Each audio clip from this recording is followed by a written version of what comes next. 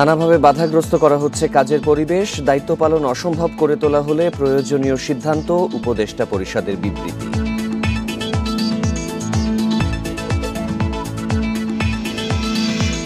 প্রধান উপদেষ্টা পদত্যাগ করছেন না, থাকছেন অন্য সদস্যরাও। একনেকের বৈঠক শেষে জানালেন পরিকল্পনা উপদেষ্টা।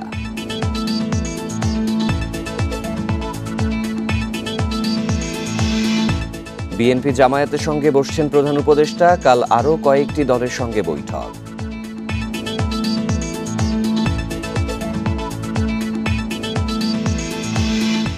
নির্বাচনের দাবি জানিয়ে অন্যায় করেননি বিএনপি, বললেন নেতারা। প্রধান উপদেষ্টাকে বিতর্কিত করছেন কিছু উপদেষ্টা।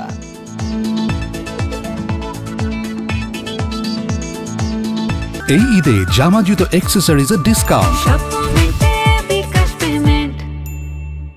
সংবাদ সন্ধ্যার শিরোনাম শুনছিলেন, পুরো খবর নিয়ে আছি সাফাত বিন ফরিদ। পরাজিত শক্তির ইন্ধনে বিদেশি ষড়যন্ত্রের অংশ হিসেবে সরকারের দায়িত্ব পালন অসম্ভব করে তোলা হলে সব কারণ জনসম্মুখে তুলে ধরে পরবর্তী সিদ্ধান্ত নেয়ার কথা জানিয়েছে উপদেষ্টা পরিষদ।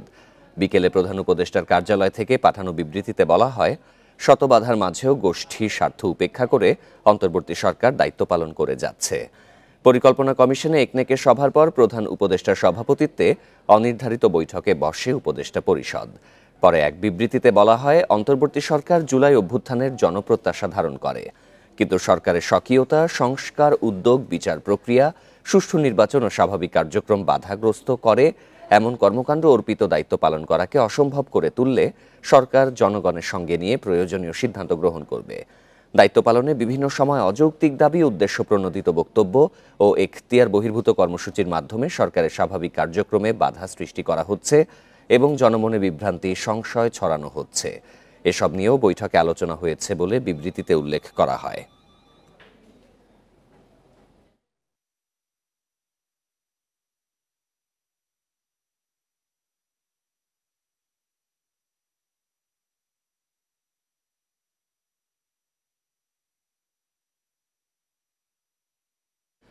প্রধান উপদেষ্টা থাকছেন, তিনি বলেননি পদত্যাগ করবেন, কথা জানিয়েছেন পরিকল্পনা উপদেষ্টা ওয়াহিদুদ্দিন মাহমুদ। একনেক বৈঠক শেষে উপদেষ্টা পরিষদের অনির্ধারিত বৈঠকের পর তিনি জানান, থাকছেন অন্য উপদেষ্টারাও। পরিকল্পনা উপদেষ্টা বলেন, অন্তর্বর্তী সরকার বিভিন্ন কাজ করতে গিয়ে প্রতিবন্ধকতার মুখে পড়ছে, যা চিহ্নিত করা হয়েছে। এগুলো সমাধান করা হবে বলেও জানান পরিকল্পনা উপদেষ্টা। এর আগে এনইসি সম্মেলন কক্ষে বেলা 11টায় জাতীয় অর্থনৈতিক পরিষদের নির্বাহী কমিটির সভা শুরু হয়। সভায় 9টি প্রকল্পের জন্য প্রায় 11,851 কোটি 29 লাখ টাকা অনুমোদন করা হয়। এর মধ্যে সবচেয়ে বড় প্রকল্প মসজিদ ভিত্তিক শিশু ও গণশিক্ষা কার্যক্রম। এই প্রকল্পে ব্যয় হবে 4,645 কোটি টাকা।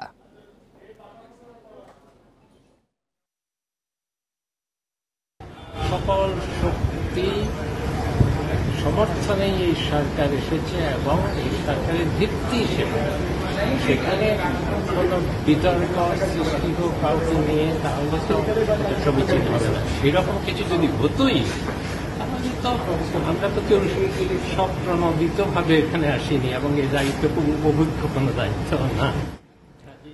প্রধান উপদেষ্টা ডক্টর মোহাম্মদ ইউনূসের সাথে কিছুক্ষণ পরই বৈঠক করবে বিএনপি ও জামায়াতে ইসলামী। প্রধান উপদেষ্টার বাসভবন যমুনায় পৃথকভাবে হবে এই বৈঠক। বিএনপির প্রতিনিধি দলের নেতৃত্ব দেবেন ডক্টর খন্দকার মোশাররফ হোসেন। তবে রাত 8টার বৈঠকে জামায়াতের প্রতিনিধি দলের নেতৃত্ব দেবেন আমির ডাক্তার শফিকুর রহমান। এদিকে বৈঠক ইস্যুতে দুপুরে বিএনপি স্থায়ী কমিটির সদস্য আমির খসরু মাহমুদ চৌধুরী জানান, নির্বাচিত সরকারের মাধ্যমে বাংলাদেশ সামনের দিকে কিভাবে এগিয়ে যাবে সেটাই এখন গুরুত্বপূর্ণ। জানান, দেশ যত দ্রুত গণতন্ত্রের পথে এগিয়ে যাবে ততই ভালো। তবে এই মুহূর্তে কোনো সংকট দেখছেন না বলে উল্লেখ করেন তিনি। বলেন, যারা জনগণের কাছে জবাবদিহি করবে সেরকম সরকার দেশে দ্রুত প্রয়োজন। সুষ্ঠু নির্বাচনের মাধ্যমে বাংলাদেশে একটা নির্বাচিত সরকার, একটা সংসদ হবে, যারা জনগণের কাছে দায়বদ্ধ থাকবে, জবাবদিহি থাকবে এবং যার জন্য গত 16 বছরে বাংলাদেশের মানুষ যে ত্যাগ স্বীকার করেছে তার অপেক্ষায় বাংলাদেশের জনগণ আছে। সুতরাং এটাই হচ্ছে মুখ্য বিষয়, এটার উপর আলোচনা হবে। এ নিয়ে আরও জানাতে রাষ্ট্রীয় অতিথি ভবন যমুনা থেকে যোগ দিচ্ছেন সহকর্মী জাহানারা পারভিন। আমরা জেনেছি যে সন্ধ্যার পরে বৈঠকটি অনুষ্ঠিত হওয়ার কথা। তো বিএনপির কোনো প্রতিনিধি দল সেখানে পৌঁছেছে কিনা, দলটির নেতৃত্ব সহ কারা কারা রয়েছেন সেখানে?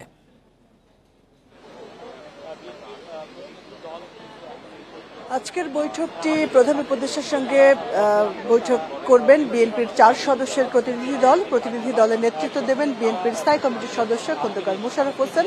তার সঙ্গে থাকবেন আরো 3 জন সদস্য, সালাউদ্দিন আহমেদ, ডক্টর মঈন খান এবং আমির খসরু মাহমুদ চৌধুরী। এই 4 জন গুলশান কার্যালয় থেকে রওনা দিয়েছেন বলে আমরা জানতে পেরেছি। 7:30টায় বৈঠক হবে, তার আগেই তারা এখানে চলে আসার কথা। এর আগে এই বৈঠকের বিষয় নিয়ে আলোচনার জন্য স্থায়ী কমিটির সদস্যরা বৈঠক করেছেন, তারা নিজেরা আলোচনা করে নিয়েছেন এবং একটা লিখিত প্রস্তাবনা প্রধান উপদেষ্টার কাছে দেয়া হতে পারে সেরকম প্রস্তুতি নিয়ে তারা আসছেন।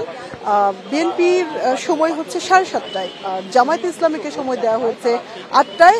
পাশাপাশি আরও একটি নতুন তথ্য হচ্ছে এনসিপির সঙ্গে এরপর বৈঠক করবেন প্রধান উপদেষ্টা এবং আগামীকাল অন্য যে দলগুলো রয়েছে এবি পার্টি সহ আরো গণঅভ্যুত্থানের সঙ্গে জড়িত যে দলগুলো রয়েছে সেই দলগুলোর সঙ্গে বিকেল 5টায় বৈঠক হবে। আজকের এই বৈঠকে বিএনপি তাদের যে রাজনৈতিক অবস্থান স্পষ্ট করবে, তাদের যে দাবিগুলো সে দাবিগুলো আবারও তুলে ধরবে, অবশ্যই নির্বাচন কেন্দ্রিক। আর প্রধান উপদেষ্টা এই জামায়াত ইসলামী, বিএনপি এবং এনসিপি 3 দলের বক্তব্য শুনবেন এবং সরকারের অবস্থান স্পষ্ট করবেন। প্রধান উপদেষ্টার পদত্যাগের ইচ্ছার পর যে রাজনৈতিক সংকট, গুঞ্জন, যে আশঙ্কা তৈরি হয়েছে বাংলাদেশে দেশের ভবিষ্যৎ নিয়ে, দেশের রাজনীতি নিয়ে, সেগুলো আজকের বৈঠক থেকে আলোচনার মাধ্যমে সেই সংকটের সমাধানের একটি পথ বেরিয়ে আসতে পারে বলে ধারণা করা হচ্ছে।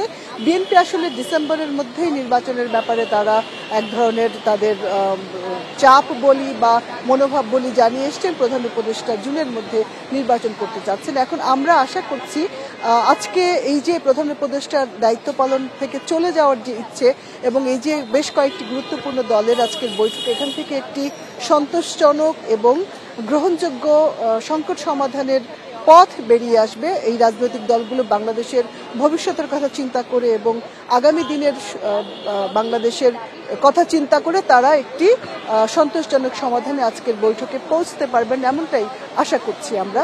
বিএনপি নেতারা এখনো এসে পৌঁছাবেন। নিশ্চয়ই বৈঠক শুরু হওয়ার পর পরবর্তী পরিস্থিতি আপনার মাধ্যমে আমরা দর্শকদের জানাবো। নির্বাচনের দাবি জানিয়ে বিএনপি অন্যায় করেনি বলে মন্তব্য করেছেন দলটির স্থায়ী কমিটির সদস্য ডক্টর আব্দুল মঈন খান। আর স্থায়ী কমিটির আরেক সদস্য ডাক্তার জাহিদ হোসেন দাবি করেন, রাষ্ট্রীয় ক্ষমতায় থেকে বিভ্রান্তিকর বক্তব্য দিয়ে ডক্টর ইউনূসকে বিতর্কিত করছেন সরকারেরই কিছু উপদেষ্টা। রাজধানী জাতীয় প্রেস ক্লাবে আলাদা 2টি অনুষ্ঠানে এসব কথা বলেন বিএনপি নেতারা। ছাত্র জনতার অভ্যুত্থানের 9 মাসের মাথায় অনেকটাই টালমাটাল দেশের রাজনৈতিক অঙ্গন। নানা দাবিতে আন্দোলন বিক্ষোভের মাঝে নতুন আলোচনা প্রধান উপদেষ্টার পদত্যাগের গুঞ্জন নিয়ে। জাতীয় প্রেস ক্লাবে অগ্নিসেনা ফাউন্ডেশনের মতবিনিময় সভায়ও উঠে আসে এই প্রসঙ্গ। বিএনপির স্থায়ী কমিটির সদস্য ডাক্তার জাহিদ হোসেন বলেন, রাষ্ট্রীয় ক্ষমতাকে যারা সম্পত্তি মনে করছেন, বিভ্রান্তিমূলক বক্তব্য দিয়ে প্রধান উপদেষ্টাকে বিতর্কিত করছেন তারাই। ডক্টর মোহাম্মদ ইউনূসের কতিপয় উপদেষ্টা অতি কথন, যাদেরকে দেশের মানুষ চিনেও না, জানেও না, আবার কিছুক্ষণ পরেই কথাবার্তা প্রত্যাহার করার যে মানসিকতা, এগুলো করে দয়া করে কনফিউশন সৃষ্টি করবেন না। বিএনপি বলছে গণতান্ত্রিক দলের নির্বাচনের দাবি স্বাভাবিক। এ নিয়ে গণতন্ত্র বিরোধীরা বাধা দিচ্ছে বলে মন্তব্য করেন দলটির স্থায়ী কমিটির সদস্য ডক্টর মঈন খান। যারা আমাদের অভিহিত করছে, প্রকাশ্য করছে, পত্রিকায় লিখছে যে বিএনপি পাগল হয়ে গিয়েছে নির্বাচনের জন্য, তো আমরা সুষ্ঠু নিরপেক্ষ নির্বাচনের জন্য যদি পাগল হয়ে থাকি, আমরা তো সঠিক পথেই যাচ্ছি, কারণ আমরা গণতন্ত্র চাই, আমরা তো এটা প্রকাশ্যে বলে থাকি। এখানে অপরাধটা কোথায়? উল্টো কথা বলতে হয়। যারা সুষ্ঠু নিরপেক্ষ নির্বাচন চায় না, তারা গণতন্ত্র চায় না, তারা এদেশে মানুষের কল্যাণ চায় না। নির্বাচন নিয়ে বিশ্ব মানবাধিকার সংস্থা বাংলাদেশের একই আলোচনা অনুষ্ঠানে গণ অধিকার পরিষদের সভাপতি নুরুল হক নূর দাবি করেন, রাজনীতিবিদদের বাদ দিয়ে দেশে বিরাজনীতিকরণের ষড়যন্ত্র চলছে। আপনার রাজনৈতিক দলগুলোর সাথে সেই আস্থা বিশ্বাসের সম্পর্ক অর্জন করতে হবে। আপনি যদি শুধু কিচেন ক্যাবিনেটের ষড়যন্ত্রে আপনি যদি পা দিয়ে যদি আপনি রাজনৈতিক দলগুলোর সাথে দূরত্ব তৈরি করে ফেলেন, তাহলে আপনি নিজে অসম্মানিত হবেন, দেশকে একটা বিপদের মধ্যে ফেলাবেন। দেশে স্থিতিশীলতার জন্য নির্বাচিত সরকারের বিকল্প নেই বলেও জানান বক্তারা। Rifat Alam, independent news, Dhaka. বর্তমান সরকারের প্রধান কাজ জনগণের সরকার প্রতিষ্ঠা করা। এই সরকার নির্বাচিত সরকার নয়, মানুষ দেশে স্থায়ী সরকার চায়, এমন মন্তব্য করেছেন বিএনপি স্থায়ী কমিটির সদস্য নজরুল ইসলাম খান। বগুড়ায় যুবদল, স্বেচ্ছাসেবক দল ও ছাত্র দলের আয়োজনে তারুণ্যের রাজনৈতিক অধিকার প্রতিষ্ঠা সমাবেশে এই মন্তব্য করেন তিনি। শহরের সূত্রাপুর সেন্ট্রাল হাই স্কুল মাঠে তারুণ্যের সমাবেশে অংশ নেন রাজশাহী ও রংপুর বিভাগের নেতাকর্মীরা। সমাবেশের উদ্দেশ্য হল বিএনপির ৩১ দফা রূপরেখা বাস্তবায়নে তরুণ সমাজকে নীতি প্রণয়ন প্রক্রিয়ায় সম্পৃক্ত করা। সমাবেশে কর্মসংস্থান, শিক্ষা, স্বাস্থ্য, কৃষি, প্রযুক্তি ও রাজনৈতিক অধিকারের মতো গুরুত্বপূর্ণ বিষয় নিয়ে তরুণদের মতামত ও ভাবনা তুলে ধরা হয়।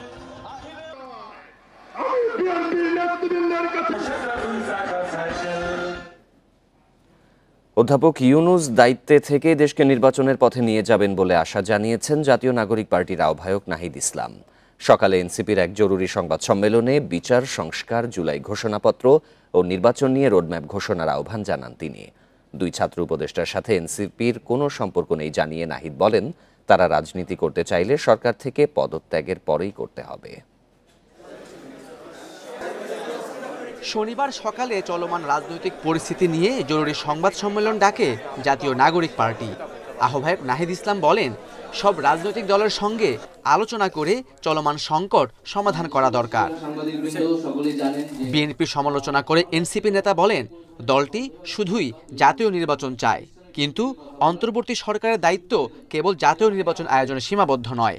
গণ অভ্যুত্থানের আকাঙ্ক্ষা বাস্তবায়নের দায়বদ্ধতা রয়েছে এই সরকারের। নতুন সংবিধান চাই, সেটার জন্য গণপরিষদ নির্বাচন চাই, আমরা মৌলিক সংস্কারের জন্য জুলাই সনদ চাই, আমরা বিচার চাই। কিন্তু বিএনপি সবসময় নির্বাচনের কথা বলে গিয়েছে, একটা জাতীয় নির্বাচনই, কিন্তু শুধু একটা জাতীয় নির্বাচনই এই গণ অভ্যুত্থানের পরে আমাদের একমাত্র আকাঙ্ক্ষা না। নাহিদ ইসলাম বলেন, প্রধান উপদেষ্টা তার প্রতিশ্রুতি মতো কাজ করতে পারছেন না বলেই সরে যেতে চেয়েছেন। নির্বাচন কমিশন আস্থা হারিয়েছে, তাই তাদের আস্থার জায়গায় আসার চেষ্টা করতে হবে অথবা স্থান ছেড়ে দিতে হবে। দ্রুত স্থানীয় সরকার নির্বাচনের দাবি জানান এই এনসিপি নেতা। আমরা মনে করি যে অতি দ্রুতই স্থানীয় সরকার নির্বাচনের আয়োজন করা সম্ভব এবং সেটার জন্য নির্বাচন কমিশন পুনর্গঠন করে স্থানীয় সরকার নির্বাচনের দিকে যাওয়া উচিত। সেনাবাহিনী যেন রাজনৈতিক কোনো বিষয়ে হস্তক্ষেপ না করে সে আহ্বান জানান নাহিদ ইসলাম। বলেন, 1/11-এর মতো ঘটনা ঘটলে তা দেশের জন্যই ক্ষতিকর। 1/11-এর ঘটনা জানি, এই সকল ঘটনা কিন্তু আমাদের গণতন্ত্রের জন্য, আমাদের রাষ্ট্রের জন্য এবং আমাদের সেনাবাহিনী প্রতিষ্ঠান হিসেবে কারোর জন্য কিন্তু কখনোই ভালো ফলাফল নিয়ে আসেনি। ফলে সেই বিষয়টা যাতে আমরা সকলেই বিবেচনা করি, যার যেটা কাজ, যার যেটা দায়িত্ব সেটাই যাতে সে পালন করে। এদিকে করিডোর সহ বিভিন্ন গুরুত্বপূর্ণ বিষয়ে সব রাজনৈতিক দলের সঙ্গে আলোচনা করে সিদ্ধান্ত নেওয়ার আহ্বান জানান এনসিপির সদস্য সচিব আখতার হোসেন। এই প্রত্যেকটা বিষয়ে যেন রাজনৈতিক দলগুলোর সঙ্গে আলাপ আলোচনা করে তারপরে সরকার সিদ্ধান্তে আসে। Khaled Raihan, independent news, Dhaka. দেশকে অনিশ্চয়তার দিকে ঠেলে দেয়া কোনো অবস্থাতেই সমীচীন নয় বলে মন্তব্য করেছেন জামায়াতের আমির ডাক্তার শফিকুর রহমান। বলেন, গত কয়েকদিনের ঘটনায় তার দল বিচলিত নয়, তবে সতর্ক দৃষ্টি রাখছে। সরকারকে নির্বাচনে বাধ্য করতে নয়, সহায়তা করতে চায় জামায়াত, বলেন তিনি। সকালে রাজধানীর মগবাজারে শুরা অধিবেশনে জামায়াতের আমির আরও বলেন, সেনাবাহিনীকে সব বিতর্ক থেকে দূরে রাখা উচিত। দলীয় সর্বোচ্চ নীতি নির্ধারণী ফোরাম কেন্দ্রীয় মজলিসে শুরার সমাপনী অধিবেশনে অংশ নেন বাংলাদেশ জামাতে ইসলামের সারা দেশের আমির, সেক্রেটারি সহ কেন্দ্রীয় নেতারা। দলের আগামী দিনের করণীয় বিষয়ে আলোচনা করেন তারা। অধিবেশনে উদ্বোধন করে দলের আমির ডাক্তার শফিকুর রহমান বলেন, দেশের বর্তমান সংকটময় পরিস্থিতিতে সব পক্ষের আলোচনার মধ্য দিয়ে সমাধান সম্ভব। এ দায়িত্ব সকল রাজনৈতিক দল এবং অংশীজন স্বেচ্ছায় আমরা তার উপর অর্পণ করেছি। আমাদের দায়িত্ব তাকে সহযোগিতা করা তার সার্বিক কাজে। জাতীয় নিরাপত্তার সঙ্গে জড়িত বিষয়ে সব পক্ষের সঙ্গে বসে সিদ্ধান্ত নেওয়া উচিত বলে মন্তব্য করেন জামাতের আমির। নির্বাচনকে অর্থবহ করার জন্য গুরুত্বপূর্ণ কিছু সংস্কার লাগবে। আমরা বলেছিলাম যে সংস্কারের একটা রোডম্যাপ দেওয়া হোক, যে এই মাসের ভিতরে সংস্কার সম্পন্ন হবে, এরপরেই নির্বাচনের একটা রোডম্যাপ তার পাশাপাশি দেওয়া হোক। সেনাবাহিনীকে সব বিতর্ক থেকে দূরে রাখা উচিত বলে মন্তব্য করেন ডাক্তার শফিকুর রহমান।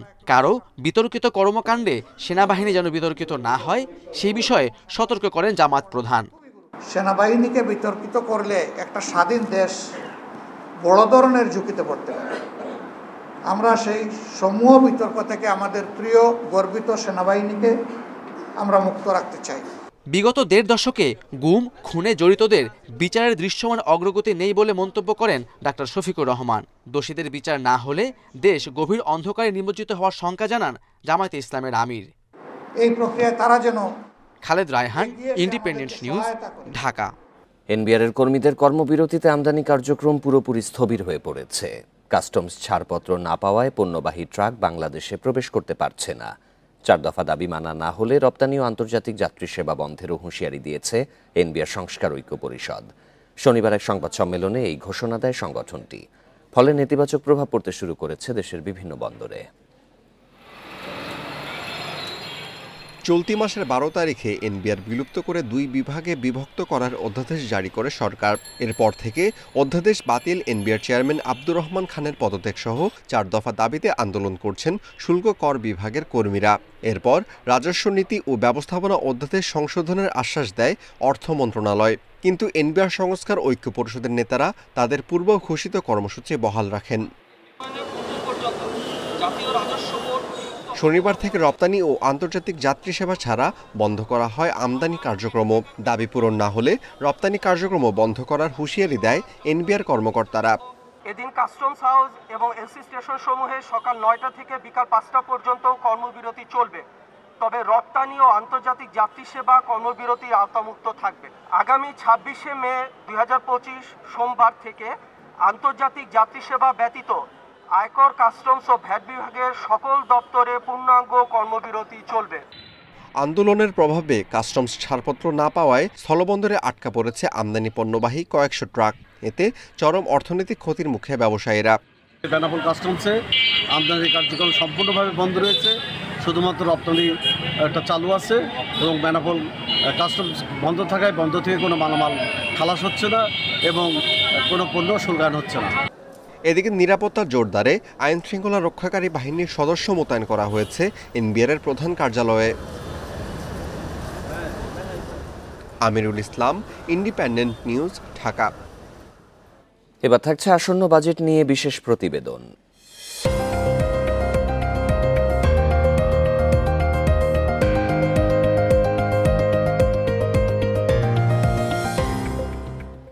আগামী অর্থবছরে বাজেট ঘাটতি জিডিপি 4.2% রাখা হতে পারে। এই ঘাটতি পূরণে দেশি বিদেশি উৎস থেকে ঋণ নেওয়া হবে। এবার ব্যাংক থেকে ঋণের লক্ষ্যমাত্রা ধরা হচ্ছে সর্বোচ্চ 1,20,000 কোটি টাকা, যা চলতি অর্থবছরের তুলনায় কিছুটা কম। তবে অর্থনীতিবিদরা বলছেন, সরকার ব্যাংক থেকে বেশি ঋণ নিলে বিনিয়োগ ও কর্মসংস্থানে যেমন প্রভাব পড়বে, তেমনি ঝুঁকিতে পড়বে ব্যাংক খাত। প্রতি অর্থবছরে জিডিপির 5% আশেপাশে থাকে বাজেট ঘাটতি। তবে আগামী অর্থবছরে ঘাটতি কমিয়ে 4.2% রাখা হতে পারে। ঘাটতি পূরণে বেশিরভাগ ঋণই নেওয়া হবে দেশের ব্যাংক ব্যবস্থা থেকে। আগামী অর্থবছরে মোট ঋণের মধ্যে নিট বিদেশি ঋণের লক্ষ্যমাত্রা কিছুটা বাড়িয়ে ধরা হচ্ছে 1,10,000 কোটি টাকা। বাকি 1,30,000 থেকে 40,000 কোটি টাকা হতে পারে দেশি ঋণ। এর মধ্যে ব্যাংক থেকে ঋণের লক্ষ্যমাত্রা ধরা হচ্ছে সর্বোচ্চ 1,20,000 কোটি টাকা। উন্নয়ন প্রকল্প করতে গিয়ে তারা খুব বেশি ঋণ ব্যাংকিং সেক্টর থেকে নেবে না, কারণ কিছু কিছু ব্যাংকের তো লিকুইডিটি ক্রাইসিস আছে। অতএব সেখানে যদি সরকার যদি আবার তাদের পূর্বের বছরের তুলনায় অধিক পরিমাণে ঋণ নিতে থাকে, তবে প্রাইভেট সেক্টরে আবার ঋণ প্রাপ্তির সুযোগটা স্কুইজ হয়ে আসবে। চলতি অর্থবছরে সঞ্চয়পত্র বিক্রি থেকে 15,000 কোটি টাকা সংগ্রহের লক্ষ্যমাত্রা থাকলেও আগামী অর্থবছরে তা বাড়িয়ে 20,000 কোটি টাকা করা হচ্ছে। অর্থনীতি বিশ্লেষকরা বলছেন, অনুৎপাদনশীল খাতে সরকারের ব্যাংক ঋণের নির্ভরতা বাড়তে থাকলে বেসরকারি খাতে ঋণ প্রবাহ কমবে, যার নেতিবাচক প্রভাব পড়বে বিনিয়োগ ও কর্মসংস্থানে। সরকার যদি অতিমাত্রায় ব্যাংক থেকে ঋণ নেয়, এটা অবশ্যই ব্যক্তি খাতের বিনিয়োগকে ক্ষতিগ্রস্ত করবে এবং সরকারের ঋণ নির্ভরতা বাড়বে। সরকারের যেটা ঋণ বাবদ যে সুদ পরিশোধের, সেটা কিন্তু বাজেটে আমরা দেখছি যে প্রতি বছরই বাড়ছে। তো এটা একটা সাস্টেনেবল একটা পথ না। চলতি অর্থবছরে ব্যাংক ব্যবস্থা থেকে 1,37,500 কোটি টাকা ঋণ নেওয়ার লক্ষ্যমাত্রা থাকলেও 8 মাসে সরকার ঋণ নিয়েছে লক্ষ্যের 17%। দুর্নীতি, অনিয়ম বন্ধের পাশাপাশি পাচার হওয়া অর্থ ফিরিয়ে আনতে পারলে ব্যাংক ঋণ নির্ভরতা কমবে বলে মনে করেন বিশ্লেষকরা। ঘাটতি পূরণে ব্যাংক ব্যবস্থা থেকে সরকার বেশি ঋণ নিলে বেসরকারি খাতে ঋণ প্রবৃদ্ধির ওপর নেতিবাচক প্রভাব পড়ার আশঙ্কা রয়েছে। সুদ পরিশোধও ব্যয় করতে হবে বড় অঙ্কের অর্থ, তাই এ বিষয়ে সতর্ক থাকার পরামর্শ বিশেষজ্ঞদের। Shafil Alam Sujan, Independent news, Dhaka. রাজধানীর বসুন্ধরা আন্তর্জাতিক কনভেনশন সিটিতে কোয়াবের আয়োজনে শেষ দিনের মতো চলছে প্রযুক্তিভিত্তিক প্রদর্শনী ICBC এক্সপো। অংশগ্রহণ করেছে সম্প্রচার মাধ্যম, স্যাটেলাইট, অপটিক্যাল ফাইবার কোম্পানি সহ দেশি বিদেশি শতাধিক প্রতিষ্ঠান। টেক জায়ান্টরা তুলে ধরছে আধুনিক উদ্ভাবনী যন্ত্রাংশ ব্যবহারের নানা দিক। লাইভ ডেমো ও ব্যবহার বিধি নিয়ে কর্মশালা প্রদর্শনীতে যোগ করেছে নতুন মাত্রা। বিশেষ করে নেটওয়ার্কিং ডেভেলপমেন্ট সেক্টরের সাথে পরিচিতি হতে পেরে খুশি প্রযুক্তিপ্রেমীরা। দেশে প্রথমবারের মতো অনুষ্ঠিত এই এক্সপোর শেষ দিনেও দর্শনার্থীদের ভিড় ছিল চোখে পড়ার মতো। এই আয়োজনের মধ্য দিয়ে দেশের কেবল অপারেটিং সিস্টেমকে সম্পূর্ণ ডিজিটালাইজড এবং ভবিষ্যতে আরও বড় আকারে আয়োজন করার আশা ব্যক্ত করেন অংশগ্রহণকারী ও আয়োজকেরা। এই ছিল আজকে সংবাদ সন্ধ্যায়। আমাদের সব খবরের আরও বিস্তারিত জানতে চোখ রাখুন ফেসবুক, ইউটিউব এবং এক্সে। আমন্ত্রণ পরের আয়োজনে।